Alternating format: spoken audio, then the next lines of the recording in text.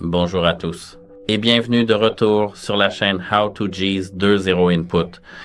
Dans la vidéo d'aujourd'hui, je vais vous montrer comment vous pouvez facilement résoudre le problème lorsque votre téléphone vous indique que votre recherche est pleine et que vous avez en fait le stockage plein.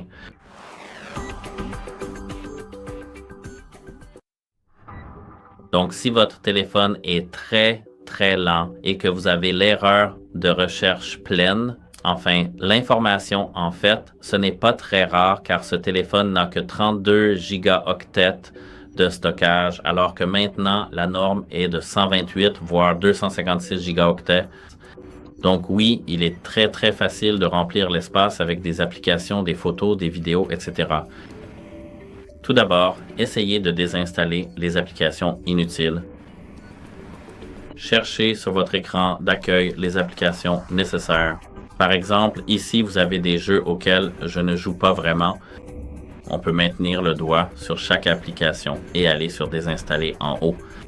On peut cliquer sur Désinstaller pour confirmer et on peut faire cela avec chaque application inutile. Vérifiez attentivement tout le téléphone pour ce type d'application potentiellement indésirable. Vérifiez dans vos paramètres s'il en reste encore plus. Pour ce faire, allez dans les paramètres ici, faites défiler presque jusqu'à la mémoire et au stockage. Et ici, vérifiez combien d'espace est libre et combien il en reste. Et même après avoir désinstallé les gros jeux ou applications, il peut rester des dossiers avec des fichiers. Vérifiez si vous avez encore des fichiers après avoir supprimé ces éléments. C'est moins courant sur les derniers téléphones Android et plus fréquent sur les anciens à cause, bien sûr, de certaines erreurs, des versions, etc. Donc ici, nous devons aller dans Fichiers et là, nous pouvons simplement rechercher les fichiers eux-mêmes. En dehors de cela, vous pouvez déplacer vos données, par exemple ici, audio, images, documents, applications, etc., même vers le stockage cloud ou vers la carte SD. Cela peut, en effet, occuper tout l'espace de stockage et la carte SD, par exemple, 128 gigaoctets, est aujourd'hui très bon marché et courante, donc vous pouvez simplement en acheter une nouvelle et déplacer des éléments ici et là. Je n'ai pas vraiment la carte SD avec moi en ce moment, donc je ne vais pas vous montrer comment faire, mais vous pouvez vérifier comment, sur ce téléphone, installer ce type de carte SD dans votre téléphone. Vous pouvez nettoyer le cache de votre téléphone ainsi que les données des applications, mais pas depuis le mode de récupération, bien sûr. Vous pouvez simplement ouvrir à nouveau les paramètres ici, et dans ces paramètres, vous pouvez aller directement à la section Applications qui se trouve ici. Dans la section Applications, vous pouvez rechercher les applications. Par exemple, ici, ils ont Asphalt, Nitro, Sauvegarde, Booking.com et Hotels. Ici, nous devons aller dans Booking.com et Hotels. Et là, nous pouvons simplement vider le cache ou désinstaller complètement cette application. Ici, nous avons la mémoire. Nous pouvons appuyer sur Mémoire. Nous pouvons entendre l'utilisation. Nous pouvons appuyer ici pour forcer l'arrêt ou annuler le forçage de l'arrêt. Nous pouvons en fait lancer cette application et simplement appuyer sur Stockage ici. Nous pouvons appuyer sur Vider le cache ici. Très bien, voyez que ce n'est pas beaucoup de données, mais il y a quand même quelques kilooctets ou mégaoctets parfois. Par exemple, dans les applications de réseaux sociaux comme TikTok, Instagram, Facebook, Snapchat, etc., il y a une grande quantité de données, surtout si vous avez des brouillons sur TikTok. À part ça, nous pouvons revenir en arrière et aller directement dans les options de mémoire et de stockage ici.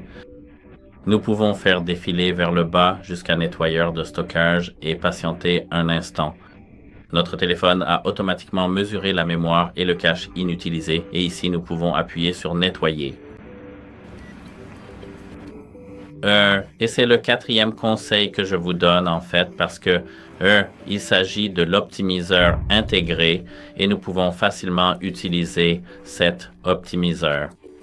Dans tous les téléphones, en fait tous les téléphones Android, nous avons ce nettoyeur Chez Samsung, nous avons les nettoyeurs. Chez Huawei Honor aussi. Chez Xiaomi, etc.